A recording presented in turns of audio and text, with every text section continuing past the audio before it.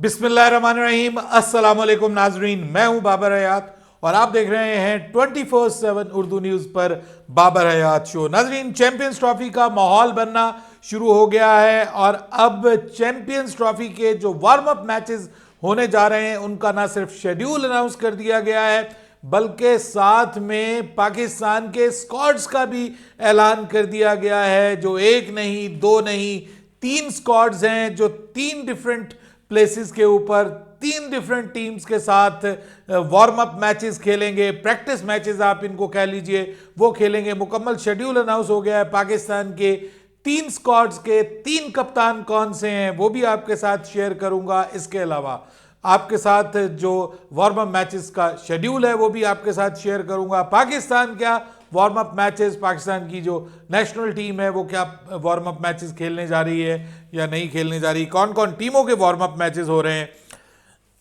ये भी आपके साथ डिस्कस करने जा रहा हूं आज के इस प्रोग्राम में। और फिर हम बात करने जा रहे हैं कि चैंपियंस ट्रॉफी से पहले पाकिस्तान के लिए आईसीसी से एक बड़ी अच्छी खबर आई है। एक बड़ा जंप पाकिस्तान ने लगाया है। आईसीसी की जो रैंकिंग है उसमें पाकिस्तान के लिए अच्छी खबर आ रही है, वो भी आपके साथ शेयर करूंगा। और फिर बात करेंगे कि आईसीसी ने पाकिस्तान को एक बुरी खबर भी सुनाई है और पाकिस्तान के तीन प्लेयर्स को सजा सुना दी है आईसीसी ने just before the final of tri nation series. और चुपो, ये पंजाबी में कहते हैं और चुपो, वो वाला हिसाब किताब हो गया पाकिस्तान के इन तीन प्लेयर्स के साथ, जिसमें शाहीन शाह अफरीदी और साथ में सऊद शकील और साथ में टीम का हिस्सा ना बनने वाले कामरान गुलाम मुफ्त में रगड़े गए हैं। उनको भी जो है ना वो जो उन्होंने उस दिन हरकत की है उसका उनको भी अजर बराबर मिला है।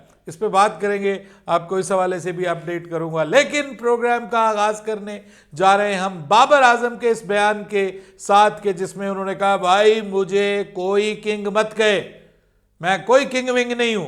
उन्होंने कहा मुझे किंग शिंग ना कहा करो या किंग विंग ना कहा करो, मैं कोई किंग नहीं हूं। मैं अभी उस जगह पे नहीं पहुंचा कि जहां पे मुझे किंग कहा जाए। अब जो बाबर आजम के फैंस हैं जो किंग किंग किंग लगाए हुए हैं, खुद बाबर आजम ने उनका मुंह बंद कर दिया है और उनको कहा कि भाई मेरे ऊपर अलग से आप प्रेशर डाल रहे हो।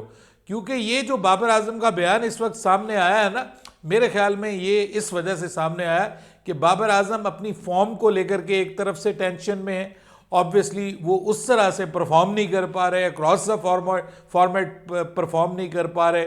काफ़ी अरसे से उन्होंने सेंचुरी स्कोर नहीं की, वो कुछ करना भी चाह रहे हैं और ऊपर से लोगों की एक्सपेक्टेशंस इतनी ज़्यादा है कि वो अलग से उनके ऊपर एक प्रेशर बना हुआ है और लोग उनसे कुछ स्पेशल चाह रहे हैं। लोग कहते हैं ये किंग हैं और ये है और वो है और उनका कंपैरिजन विराट कोहली के साथ किया जाता है। विराट कोहली के हवाले से तो वो बड़ा अरसा पहले कह चुके हैं कि भाई मेरा विराट कोहली से कोई कंपैरिजन नहीं बनता, मैं अभी उस जगह पे नहीं पहुंचा कि आप मेरा कंपैरिजन विराट कोहली के साथ करें। विराट कोहली अपनी जगह पे एक बहुत बड़ा नाम है, मैं उस रास्ते पे चल रहा हूं, दुआ करेंगे मैं पहुंच जाऊं उस रास्ते पे, लेकिन अभी तक मैं वहां पर मौजूद नहीं हूं।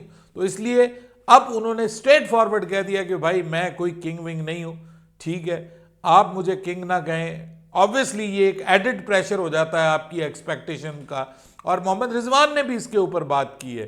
उन्होंने कहा है कि खुद वो अंडर प्रेशर है ऑब्वियसली, क्योंकि इतना बड़ा प्लेयर है, हमारी एक्सपेक्टेशंस उसके साथ बहुत ज़्यादा है, तो हमारी एक्सपेक्टेशंस की वजह से बाबर आजम जो है वो अंडर प्रेशर आया हुआ है और वो अब कोशिश कर रहा है कि वो जल्द से जल्द जो है वो फॉर्म में आए और इंशाल्लाह एक इनिंग्स की ज़रूरत है, बाबर आजम फॉर्म में वापस आ जाएंगे and that can be the final against New Zealand, जिसमें हम चाहते हैं कि बाबर आजम जो है वो फॉर्म में वापस आए। अब बहुत सारे लोग नीचे कमेंट्स करेंगे कि बाबर ने तो ये कसरे नफसी से काम लिया है, वो थोड़ा जिसको आप कहते हैं कि डाउन टू अर्थ है, इतना मगरूर नहीं है, तो वो तो हमारे दिलों का किंग है, बस वो जिसने किंग किसी को बनाना है बना लें।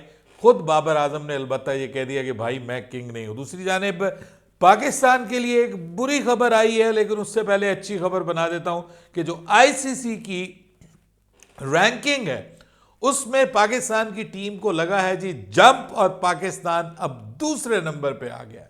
जी हाँ, जो श्रीलंका ने ऑस्ट्रेलिया के साथ किया है ना, उससे ऑस्ट्रेलिया एक एक एक पायदान नीचे चली गई है और पाकिस्तान ऊपर आ गई है। और चैंपियंस ट्रॉफी से पहले इंडिया और पाकिस्तान दोनों टीमें जो हैं वो 1 और 2 पे मौजूद हैं। नंबर 1 पे इंडिया है, नंबर 2 पे पाकिस्तान है। और ये पाकिस्तान के लिए बहुत अच्छी न्यूज़ है। पाकिस्तान ने ऑब्वियसली साउथ अफ्रीका को भी शिकस्त दी है, उसके पॉइंट्स भी पाकिस्तान को मिले हैं। तो इस तरीके से पाकिस्तान ने जो साउथ अफ्रीका को बहुत बड़ी शिकस्त दी है, उस पर जनूबी अफ्रीका के खिलाफ शिकस्त पे पाकिस्तान को आईसीसी की तरफ से ये बड़ा रिवॉर्ड मिला है कि पाकिस्तान अब दुनिया की ओडीआई में नंबर 2 टीम है। और अगर पाकिस्तान ये चैंपियंस ट्रॉफी जीत जाती है तो पाकिस्तान की टीम इंशाल्लाह नंबर 1 टीम भी बन सकती है। तो उसके लिए पाकिस्तान को चैंपियंस ट्रॉफी जीतने की ज़रूरत है। लेकिन चैंपियंस ट्रॉफी जीतने से पहले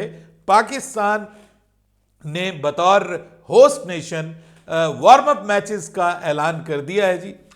वार्म अप मैचेस जो है वो बुनियादी तौर पे 4 वार्म अप मैचेस खेले जाएंगे, जिनका आगाज कल से होने जा रहा है, यानी 14 फरवरी से आगाज जिनका होने जा रहा है। और अब मैं आपको बताऊं कि ये जो वार्म अप मैचेस हैं, इनमें से सिर्फ एक वार्म अप मैच ऐसा होगा कि जो 2 फुल फ्लेज टीम्स एक दूसरे के मद्दे मुकाबिल खेलेंगी, सिर्फ एक ऐसा होगा, ठीक है। बाकी जो वार्म अप मैचेस हैं वो पाकिस्तान शाहीन के स्क्वाड्स अनाउंस किए गए हैं, उनके और उस टीम के साथ होंगे। तो जो शेड्यूल की जहां तक बात है, 14 को पहला मैच खेला जा रहा है, उसके बाद 16 को जो है वो दूसरा मैच होगा। जो 14 को मैच होने जा रहा है वो अफगानिस्तान के साथ पाकिस्तान की ए टीम खेलने जा रही है। उसके बाद जो 16 को मैच हो रहा है वो अफगानिस्तान का मैच होगा न्यूजीलैंड के साथ। और उसके बाद फिर 17 को मैच होना है कराची के नेशनल स्टेडियम में, ये जनूबी अफ्रीका का मैच होगा पाकिस्तान की ए टीम के साथ। और फिर उसके अलावा जो मैच होगा वो 20-17 को ही होगा, और वो होगा यूएई में आईसीसी ग्राउंड में, जो आईसीसी का क्रिकेट ग्राउंड है उसमें खेला जाएगा। और वो पाकिस्तानी शाहीन्स के तीसरे स्क्वाड का वो मैच होगा अगेंस्ट बांग्लादेश। मैचेस जो हैं वो 2 बजे स्टार्ट होंगे, मेरे ख्याल में ये लाइव ब्रॉडकास्ट नहीं किए जाएंगे। लेकिन खबर ये है कि जो हमारी 3 टीम्स बनी हैं उनमें बहुत सारे यंगस्टर्स डाले गए हैं। ऑब्वियसली जो आपके इस वक्त टॉप 50 क्रिकेटर्स हैं जो इस वक्त डोमेस्टिक खेल रहे हैं, परफॉर्म कर रहे हैं, ऑलमोस्ट सभी को डाल दिया गया है। लेकिन 3 कप्तान हैं। लाहौर में जो कप्तान है वो है शादाब खान। शादाब खान की कप्तानी में एक पाकिस्तान का जो स्क्वाड है वो लाहौर में मैच खेलेगा, जो दूसरा स्क्वाड है वो मोहम्मद हुरैरा की कप्तानी में कराची में खेलेगा जनूबी अफ्रीका के खिलाफ। लाहौर वाला जो है वो अफगानिस्तान के खिलाफ खेलेगा कल 14 को, और जो शादाब खान की क़यादत में और मोहम्मद हुरैरा की क़यादत में 17 को जो मैच होगा वो होगा जनाब कराची के नेशनल बैंक स्टेडियम में। और फिर 17 को ही जो मैच खेला जाएगा अगेंस्ट बांग्लादेश यूएई में, वो जो मैच है उसमें पाकिस्तान शाहीन की क़यादत मोहम्मद हारिस कर रहे हैं। तो स्क्वाड तीनों जो हैं वो आप पाकिस्तान क्रिकेट बोर्ड की वेबसाइट पे जाके मुलाहिजा कर सकते हैं, pcb.com.pk पे। यहाँ पे अगर मैं स्क्वाड बताना शुरू करूँगा तो वीडियो काफ़ी लंबी हो जाएगी। बहरहाल ये मैचेस भी मैंने आपको बता दिया, शेड्यूल भी। पाकिस्तान ने क्यों नहीं खेला, इंडिया ने क्यों नहीं खेला, इवन ऑस्ट्रेलिया ने क्यों नहीं खेला, तो भाई और इंग्लैंड ने भी क्यों नहीं खेला, उसकी वजह यह है कि ये सारी की सारी टीमें जो हैं ये अभी करंटली खेल रही हैं। और ये इनका मानना यह है कि हमारी ऑलरेडी प्रैक्टिस हो गई है तो हम फ्रेश शामिल होना चाहते हैं चैंपियंस ट्रॉफी में। इंडिया जो है वो ऑब्वियसली 15 तारीख को रवाना हो जाएगी यूएई में। उसके बाद जो है वो आपको पता है कि ऑस्ट्रेलिया पाकिस्तान आ जाएगी, और इंग्लैंड की टीम भी अब पाकिस्तान आ रही है। तो इन टीमों को मेरे ख्याल में प्रैक्टिस की ज़रूरत नहीं थी, लेकिन अफ़गानिस्तान ने भी अपने 2 मैचेस रखे हैं। उसके बाद साउथ अफ्रीका भी वार्म अप मैच खेल रही है जी। देखें, एक सिर्फ पाकिस्तान की टीम जो है वो वार्म अप मैच नहीं खेल रही। तो पाकिस्तान को भी चाहिए था कि अफ़गानिस्तान के साथ ही एक वार्म अप मैच खेल लेते। ये जो 16 को मैच होना था, उसमें पाकिस्तान वार्म अप मैच खेल लेता उनके साथ। लेकिन बात यह है कि उस दिन जो है वो न्यूजीलैंड की टीम ने रिक्वेस्ट की है कि जनाब हमारा वार्म अप मैच रखा जाए। फिर साउथ अफ्रीका ने भी कहा कि हमारा वार्म अप मैच रखा जाए। उधर से बांग्लादेश ने भी कहा है। अफगानिस्तान तो ऑलरेडी ये चाह रहा था कि उनका वार्म अप मैच हो। असल में इन मैचेस का मकसद जो है वो कंडीशन से हम आहंग होना है। सो लेट्स सी कि इन मैचेस का क्या रिजल्ट निकलता है। पाकिस्तान अगर करता तो पाकिस्तान अपने जो बैकअप में इस वक्त क्रिकेटर्स हैं, जो बेंच के ऊपर क्रिकेटर्स हैं, पाकिस्तान उनको आजमा सकता था, उनको मौका दे सकता था। बहरहाल अब बात कर लेते हैं बुरी खबर पाकिस्तान के लिए, और वो बुरी खबर आई है शाहीन शाह अफरीदी, कामरान गुलाम और उसके बाद आपके सऊद शकील के हवाले से। तीनों को आईसीसी ने गुनाहगार करार दे दिया है। उन्होंने जो उस दिन मैच के दरमियान हरकत की है, शाहीन शाह अफरीदी ने तो बकायदा मोटा मारा है उसको, ब्रेट्सकी को, और ये उनका ऑफेंस जो था वो ज़्यादा संगीन नोयत का था, इसलिए उनको जो है वो 25% ऑफ मैच फ़ी उनको सज़ा दी गई है। उनके ऊपर पाबंदी भी लग सकती थी मैच की, बाय द वे उससे वो बच गए हैं। तो उनको 25% सज़ा जो जुर्माना मैच फ़ी का अदा करना पड़ेगा। और इसके अलावा हमारे जो दो शहजादे जो बड़े उछल के जो है वो बबूमा के सामने आए थे और आके ऐसे जैसे हमने आपको जो है वो कुसुनकट मारना है, इस तरह से उन्होंने जो है वो की थी सेलिब्रेशन बबूमा के आउट होने पे। हालांकि बबूमा बड़ा शरीफ आदमी है, उसके साथ ये करने की ज़रूरत नहीं, वो बेचारा तो खुद ही परेशान रहता है हर वक्त।